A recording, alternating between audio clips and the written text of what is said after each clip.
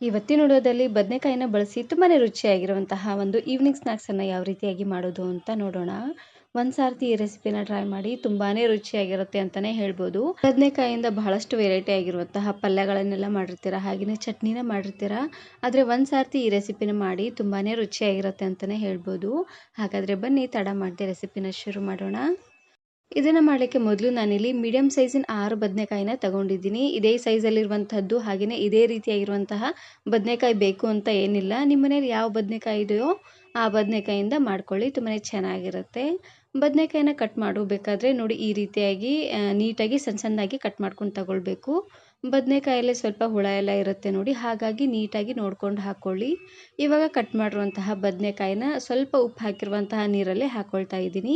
ಈ ರೀತಿಯಾಗಿ ಮಾಡೋದ್ರಿಂದ ಬದನೆಕಾಯಿ ಕಪ್ಪ ಆಗೋದಿಲ್ಲ ನೋಡಿ. ಆದಷ್ಟು ಈ ರೀತಿಯಾಗಿ ಮೀಡಿಯಮ್ ಸೈಜಲ್ಲೇ ಕಟ್ ಮಾಡ್ಕೊಂಡು ತಗೊಳ್ಳಿ. ಪೂರ್ತಿ ದೊಡ್ಡದಾಗಿದ್ರೂ ಚೆನ್ನಾಗಿರೋದಿಲ್ಲ ನೋಡಿ. ಹಾಗಾಗಿ ಪಲ್ಯನ ಮಾಡಬೇಕಾದ್ರೆ ಯಾವ ರೀತಿಯಾಗಿ ಹೆಚ್ಕೋತೀವ ನೋಡಿ, ಅದಕ್ಕಿಂತ ಸ್ವಲ್ಪ ಸಣ್ಣದಾಗೆ ಹೆಚ್ಕೊಳ್ಬೇಕು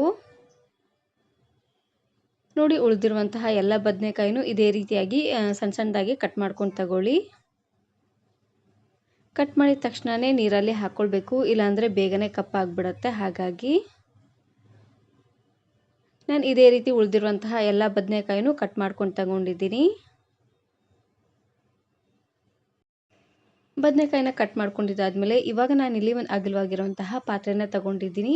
ಆದಷ್ಟು ಅಗಲವಾಗಿರುವಂತಹ ಪಾತ್ರೆನ ತಗೊಳ್ಳಿ, ಕಲಿಸ್ಲಿಕ್ಕೆ ಈಸಿ ಆಗುತ್ತೆ. ಇದಕ್ಕೆ ನಾನಿಲ್ಲಿ 1 ಕಪ್ ಆಗುವಷ್ಟು ಕಡಲೆ ಹಿಟ್ಟನ್ನು ಹಾಕ್ಕೊಳ್ತಾ ಇದ್ದೀನಿ.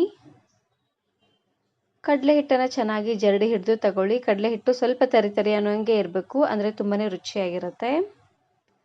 ಇದಕ್ಕೆ ಹಾಕ್ಕೊಳ್ಳಿಕ್ಕೆ ಅಂತ ನಾನಿಲ್ಲಿ ಸಣ್ಣದಾಗಿ ಕಟ್ ಮಾಡಿರುವಂತಹ ಈರುಳ್ಳಿ, ಹಾಗೆಯೇ 2 ಹಸಿರು ಮೆಣಸಿನಕಾಯಿನ ಹಾಕ್ಕೊಳ್ತಾ ಇದ್ದೀನಿ. ಹಾಗೆಯೇ ಇದ್ರ ಜೊತೆಗೆ ಸಣ್ಣದಾಗಿ ಕಟ್ ಮಾಡಿರುವಂತಹ ಕೊತ್ತಂಬರಿ ಸೊಪ್ಪು, ಸ್ವಲ್ಪ ಕರಿಬೇವು ಸೊಪ್ಪನ್ನು ಹಾಕ್ಕೊಳ್ತಾ ಇದ್ದೀನಿ.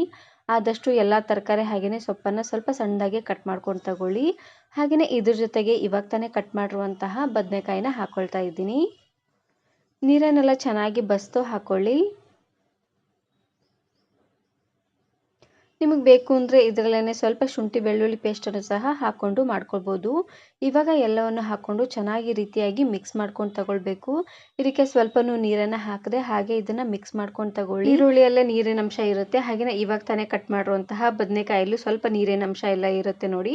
ಹಾಗಾಗಿ ಮೊದಲು ಇದನ್ನು ಚೆನ್ನಾಗಿ ರೀತಿಯಾಗಿ ಡ್ರೈ ಮಿಕ್ಸ್ ಮಾಡಿಕೊಂಡು, ಅದಾದಮೇಲೆ ಇವಾಗ ನಾನಿಲ್ಲಿ ಸ್ವಲ್ಪ ಅಡುಗೆ ಸೋಡಾನ ಹಾಕ್ಕೊಳ್ತಾ ಇದ್ದೀನಿ. ಅಡುಗೆ ಸೋಡಾನ ಸ್ವಲ್ಪ ಅನ್ನೋಂಗೆ ಹಾಕ್ಕೊಳ್ಳಿ.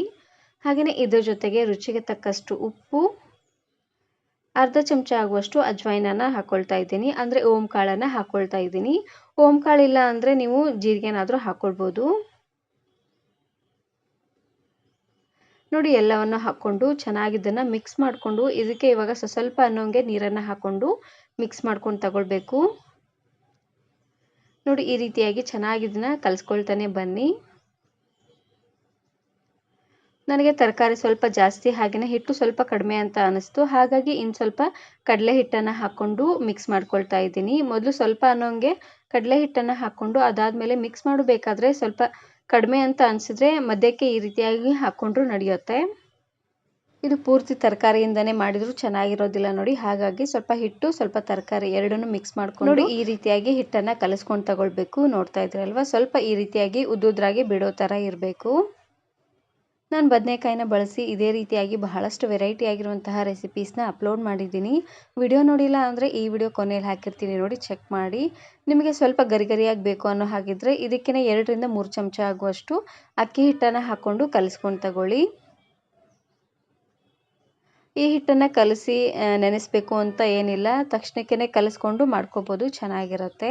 ಇವಾಗ ನಾನಿಲ್ಲಿ ಎಣ್ಣೆನ ಕಾಯ್ಲಿಕ್ಕೆ ಇಟ್ಟಿದ್ದೀನಿ. ಎಣ್ಣೆ ಎಲ್ಲ ಚೆನ್ನಾಗಿ ಕಾದ್ಮೇಲೆ ಇವಾಗ ನಾನಿಲ್ಲಿ ಈ ರೀತಿಯಾಗಿ ಉದ್ದುದ್ರಾಗಿ ಬಿಟ್ಕೊಳ್ತಾ ಬರ್ತೀನಿ. ನೋಡ್ತಾ ಇದ್ರಲ್ವ, ಆದಷ್ಟು ಈ ರೀತಿಯಾಗಿ ಉದ್ದುದ್ರಾಗಿ ಮಾಡ್ಕೊಳ್ಳಿ, ತುಂಬಾ ಚೆನ್ನಾಗಿರುತ್ತೆ. ಎಣ್ಣೆಗೆ ಎಷ್ಟು ಹಿಡಿಸುತ್ತೋ ಅಷ್ಟನ್ನೇ ಹಾಕ್ಕೊಂಡು ಉಳಿದಿರುವಂತಹ ಹಿಟ್ಟನ್ನು ಇನ್ನೊಂದು ಬ್ಯಾಚ್ ಕರ್ಕೊಳ್ಬೇಕು, ಚೆನ್ನಾಗಿರುತ್ತೆ. ಪೂರ್ತಿ ಒಂದೇ ಸಾರ್ತಿ ಜಾಸ್ತಿ ಆಗಿಬಿಟ್ರೆ ಚೆನ್ನಾಗಿ ಬೇಯೋದಿಲ್ಲ. ಹಾಗಾಗಿ ಉರಿನ ಪೂರ್ತಿಯಾಗಿ ಮೀಡಿಯಂ ಫ್ಲೇಮ್ನಲ್ಲೇ ಇಟ್ಟು ಚೆನ್ನಾಗಿ ಎಲ್ಲವನ್ನು ಫ್ರೈ ಮಾಡ್ಕೊಂಡು ತಗೊಳ್ಬೇಕು. ಉರಿನ ಪೂರ್ತಿಯಾಗಿ ಲೋ ಫ್ಲೇಮ್ನಲ್ಲಿ ಇಟ್ಬಿಟ್ರೆ ಚೆನ್ನಾಗಿ ಬೇಯೋದಿಲ್ಲ, ಹಾಗೆಯೇ ಚೆನ್ನಾಗಿ ಎಣ್ಣೆ ಕುಡಿದ್ಬಿಡುತ್ತೆ. ಹಾಗಾಗಿ ಎಲ್ಲ ಆಗುವವರೆಗೂ ಉರಿನ ಪೂರ್ತಿಯಾಗಿ ಮೀಡಿಯಂ ಫ್ಲೇಮ್ನಲ್ಲೇ ಇಟ್ಟು ಬೇಯಿಸ್ಕೊಂಡು ತಗೊಳ್ಳಿ. ಇದನ್ನು ನೀವು ಸಾಯಂಕಾಲ ಟೀ ಜೊತೆಗಾದರೂ ಮಾಡ್ಕೋಬೋದು, ಇಲ್ಲಾಂದರೆ ಬೆಳಗಿನ ತಿಂಡಿ ಯಾವುದಾದ್ರೂ ಬೆಳಗಿನ ತಿಂಡಿ ಜೊತೆಗೆ ಈ ರೀತಿಯಾಗಿ ಸೈಡ್ ಡಿಶ್ ಆಗಿ ಮಾಡ್ಕೊಳ್ಳಿ. ತುಂಬಾ ರುಚಿಯಾಗಿರುತ್ತೆ ಅಂತಲೇ ಹೇಳ್ಬೋದು. ಇಲ್ಲಾಂದರೆ ಸಾಯಂಕಾಲ ಟೀ ಜೊತೆಗೆ ಏನಾದರೂ ಬಿಸಿ ಬಿಸಿಯಾಗಿ ತಿನ್ನಬೇಕು ಅಂತ ಅನ್ನಿಸ್ದಾಗ ಈ ರೀತಿಯಾಗಿ ಬದನೆಕಾಯಿ ಬಜ್ಜಿನ ಮಾಡ್ಕೊಳ್ಳಿ. ತುಂಬಾ ರುಚಿಯಾಗಿರುತ್ತೆ. ನೋಡಿ, ಎಲ್ಲ ಬಜ್ಜಿನೂ ಈ ರೀತಿಯಾಗಿ ಸ್ವಲ್ಪ ಕಲರ್ ಚೇಂಜ್ ಆಗೋವರೆಗೂ ಫ್ರೈ ಮಾಡಿಕೊಂಡು ಇವಾಗ ನಾನಿಲ್ಲಿ ಒಂದು ಪ್ಲೇಟಿಗೆ ಎತ್ತಿಟ್ಕೊಳ್ತಾ ಇದ್ದೀನಿ. ಯಾವಾಗಲೂ ಮೆಣಸಿನ್ಕಾಯಿ ಬಜ್ಜಿ ಹಾಗೆಯೇ ಈರುಳ್ಳಿ ಬಜ್ಜಿ ಎಲ್ಲ ತಿಂದು ಬೇಜಾರಾಗಿದ್ದರೆ ಒಂದು ಸಾರ್ತಿ ಈ ರೀತಿಯಾಗಿ ಬದನೆಕಾಯಿನ ಹಾಕಿ ಬಜ್ಜಿನ ಮಾಡಿ ನೋಡಿ, ತುಂಬಾ ಚೆನ್ನಾಗಿರುತ್ತೆ. ಹಾಗೆಯೇ ಈ ವಿಡಿಯೋ ಇಷ್ಟ ಆದರೆ ಈಗಲೇ ಒಂದು ಲೈಕ್ ಬಟನನ್ನು ಕ್ಲಿಕ್ ಮಾಡಿ ಫ್ರೆಂಡ್ಸ್ ಆ್ಯಂಡ್ ಫ್ಯಾಮಿಲಿ ಜೊತೆಗೆ ಶೇರ್ ಮಾಡಿ. ಹಾಗೆಯೇ ಮತ್ತಷ್ಟು ಹೊಸ ರೆಸಿಪಿಗಾಗಿ ವರ್ಣಿಕಾ ಅಡುಗೆ ಮನೆ ಯೂಟ್ಯೂಬ್ ಚಾನಲನ್ನು ಸಬ್ಸ್ಕ್ರೈಬ್ ಮಾಡಿಕೊಳ್ಳಿ. Thank you. Thanks for watching.